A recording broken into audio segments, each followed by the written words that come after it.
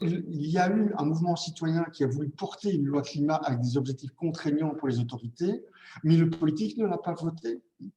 Et cette absence de prise en compte par le politique, et désolé André, hein, j'en étais, tu le sais très bien, en matière de vieillissement de la population, ça fait 25 ou 30 ans que les économistes tirent la sonnette d'alarme. Qu'avons-nous fait? On a mis en place des stratégies de préfinancement budgétaire, mais on n'a jamais délivré les surplus budgétaires.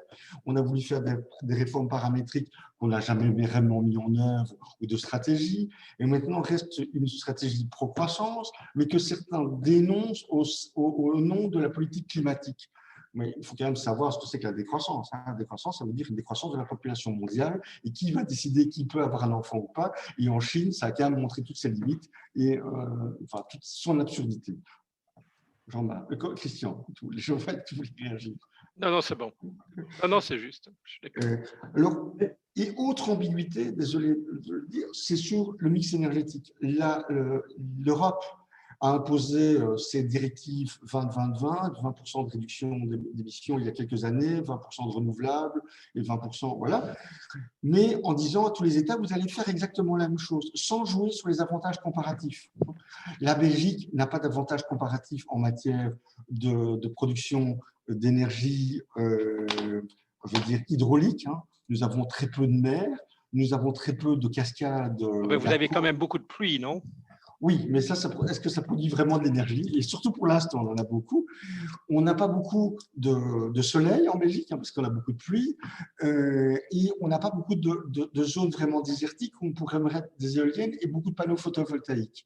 Et en plus, quand on veut les installer, les moulins à vent, les éoliennes, les gens n'en veulent pas, c'est un peu le régime NIMBY. Par contre, vous avez dans le nord de l'Espagne, du côté de Bilbao, quand vous rentrez dans le pays, vous avez des zones désertiques immenses, vous n'avez pas un habitant, ni même une chèvre, il n'y a pas de chameau là, mais qui sont immenses, où on pourrait mettre des éoliennes parce que ce sont des grandes étendues où le vent est puissant, où vous avez énormément de soleil, et on pourrait y mettre et jouer là-dessus. Mais non, les États veulent absolument, de leur opinion publique, il faut des objectifs qu'on n'arrive jamais à atteindre. Oui. Philippe, juste un point là-dessus, si Jean-Marc me permet. Et là, comme le bureau du plan a un rôle important à jouer en France comme en Belgique. Moi, je m'amuse à calculer depuis une dizaine d'années. Et aujourd'hui, France Stratégie a une commission qui s'appelle la commission Criqui qui commence à sortir des chiffres là-dessus, qui estime pour différentes actions climatiques le coût par tonne de CO2 évité. Combien ça coûte dans le secteur solaire d'installer un panneau solaire, ça coûte de l'argent. Qu'est-ce que ça rapporte en termes de réduction d'émissions de CO2? Et puis calculer par rapport de l'un sur l'autre, quel est le coût par tonne de CO2 évité? Et ça, c'est une donnée importante. Si on veut combiner l'objectif de réduction d'émissions de CO2 tout en préservant le pouvoir d'achat des ménages au mieux que ce soit possible, il faut évidemment aller investir dans les actions qui coûtent le moins cher par tonne de CO2 évité. En Europe, il y a une stratégie qui permet de réduire massivement les émissions de CO2 à un coût minimal. C'est en Allemagne, en Pologne et dans des tas d'autres pays européens très carbonés, très charbonnés, remplacer, et ce n'est pas très compliqué, dans le mix électrique du pays, le charbon par le gaz naturel. Le charbon coûte un peu plus cher, le gaz naturel coûte un peu plus cher que le charbon pour produire un kilowattheure. Donc, ça coûte aux ménages européens qui veulent de l'électricité. Mais par contre, le gaz naturel émet 2 fois moins de CO2 que le charbon par kilowattheure produit. Eh bien, quand on fait les calculs, aujourd'hui, ça coûte 30 € à l'Européen de remplacer du charbon par le gaz naturel. Le gaz naturel, ce n'est pas parfait, on est bien d'accord, c'est du transitoire, mais ça coûte que 30 € de remplacer du charbon par du gaz naturel. Et ça a un effet, étant donné le rôle du charbon dans le mix électrique européen. Je vous rappelle que le Polonais, pour produire l'électricité est à 80% produite par du charbon en Pologne, 40 à 45% en Allemagne. Le charbon joue encore un rôle. En Belgique et en France, on a un peu oublié ça parce que nos mines de charbon, on les a fermées il y a très longtemps, mais dans d'autres pays, ce n'est pas du tout le cas. Et donc, on ne fait pas aujourd'hui hein, des choses qui ne sont vraiment pas coûteuses pour réduire nos émissions de CO2. En même temps, en Belgique et en France, on installe des panneaux solaires sur nos toits, hein, qui coûtent. Je vous donne un exemple. J'avais écrit un article dans Le Monde en 2010 ou en 2011 là-dessus. À l'époque, l'État obligeait EDF à racheter l'électricité solaire de ces panneaux photovoltaïques sur une période de 20 ans à 60 centimes le kilowattheure aux ménages qui installaient ces panneaux sur leur toit, alors que le kilowattheure était produit au même moment par EDF à 5 centimes le kilowattheure par leur centrale nucléaire. Et donc, on multipliait par 10 le coût de production d'électricité en basculant du nucléaire vers le photovoltaïque. Évidemment, le photovoltaïque émet moins de CO2 que le mix électrique européen. Si je prends le point de vue plus favorable de dire que cette électricité photovoltaïque, elle ne se substitue pas au nucléaire français, mais plutôt au mix électrique européen, qui lui produit 400 grammes de CO2 par kilowattheure.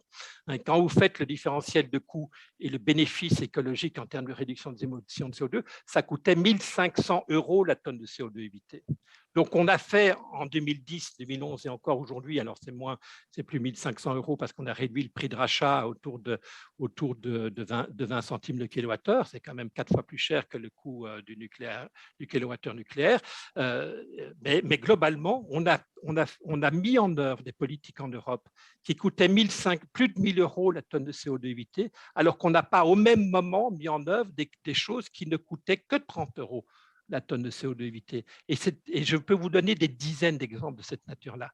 Le prix du carbone, l'instauration d'un prix du carbone unique, et c'est ce que les propositions qui ont été faites hier à Bruxelles par la Commission, hein, c'est d'instaurer un marché, alors il n'est pas unique, il est double, qui est le système actuel de marché de permis qui couvre l'industrie et l'électricité, et un nouveau, c'est les propositions d'hier, pour le transport et le résidentiel.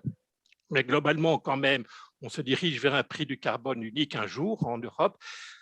Avec un prix unique du carbone, vous allez mettre en œuvre tous les efforts de réduction d'émissions de CO2 qui coûtent moins cher que le prix du carbone sur le marché.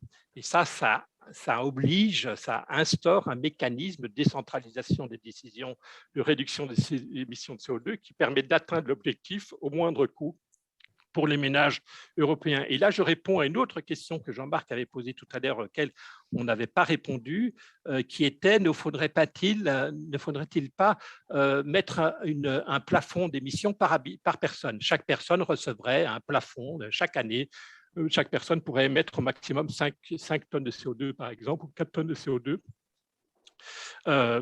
En fait, le marché européen qui est en train de se mettre en place avec ce Green Deal européen, c'est plutôt que d'avoir un plafond individuel, on a un plafond collectif. Ça permet d'atteindre des objectifs. Et ça permet aussi, par rapport à la proposition de Jean-Marc, que je désapprouve totalement, ça permet d'allouer les efforts de réduction des émissions de CO2 là où c'est le moins coûteux pour les gens. Si certaines personnes ont la capacité de réduire les émissions de CO2 de façon massive avec des coûts très faibles, ils vont pouvoir vendre leur permis d'émission aux personnes qui en ont bien besoin parce qu'ils habitent en province. J'habite Toulouse, je dois absolument aller travailler une fois par semaine à Paris. La semaine dernière, j'ai pris le train de nuit pour rentrer de Paris parce que je me disais que je voulais faire un effort pour le climat. Bon, le train de nuit en Covid, en train couchette avec 5 autres personnes dans une pièce de 4 mètres cubes d'air, je crois que j'ai pris un certain risque sanitaire. Mais bon, soit, vous voyez l'idée, quoi. Au lieu de mettre un plafond individuel, on fait un plafond collectif et puis on permet les redistributions de ces permis de manière à ce que les gens qui ont des capacités de réduire à moindre coût puissent vendre leurs permis. Ça d'ailleurs leur permet d'augmenter leur pouvoir d'achat. Comme les ménages les plus modestes émettent en général moins de CO2 que les ménages plus riches, à l'équilibre, ça va permettre de ces ménages modestes d'obtenir un revenu supplémentaire par la vente de ces permis sur le marché, ce que Jean-Marc voudrait interdire. Merci Christian, merci Philippe.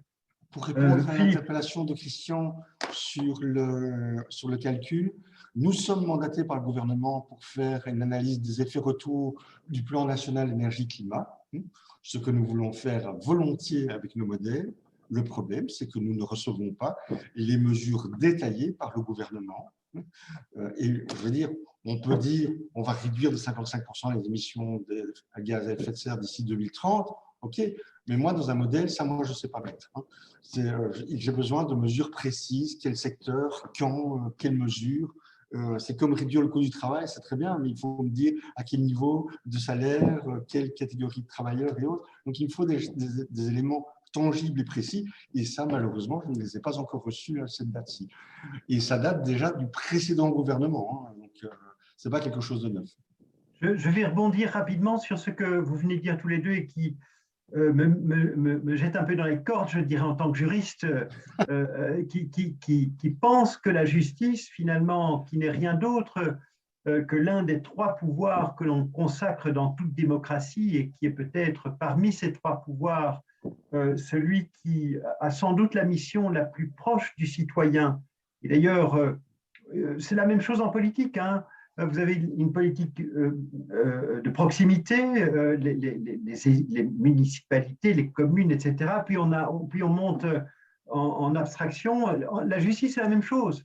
Hein, vous avez la justice de paix, puis vous avez le tribunal de première instance, puis la cour d'appel, puis la cour de cassation, et puis également la cour constitutionnelle. Et chacune a sa mission qui n'est rien d'autre qu'une mission de justice. Et je crains que par défaut, en quelque sorte, la justice vienne simplement, un petit peu comme la pitié de Delphes, proférer des mots, des phrases que simplement on ne supporte pas ou on n'a pas envie d'entendre. Mais j'attire votre attention sur un fait qui est assez simple pour vous dire en fait ce qu'est la justice. La justice n'a de pouvoir que dans la mesure où elle peut s'appuyer sur le pouvoir exécutif. Qui va exécuter une décision de justice? C'est au bout du compte la police ou l'huissier de justice accompagné par la police. Donc la justice toute seule, elle ne fait que proférer. Mais elle profère dans des termes qui obligent, j'ai envie de dire, les politiques à soit avouer qu'ils ont commis une faute ou qu'ils sont en défaut, soit à déclarer pourquoi la justice a tort. Par exemple, c'est aussi possible. Hein.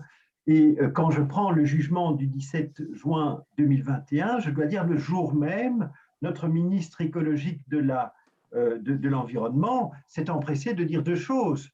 La première chose, c'est qu'elle a dit, et c'est assez paradoxal évidemment, qu'elle était heureuse que l'État soit condamné. C'est un petit peu paradoxal, je trouve. Et puis la deuxième chose qu'elle a dit dans le même temps, c'est « mais on ne doit rien payer ». Et ça, évidemment, c'était le message le plus important pour le monde politique. C'est un petit peu dommage. Et ça veut dire quoi?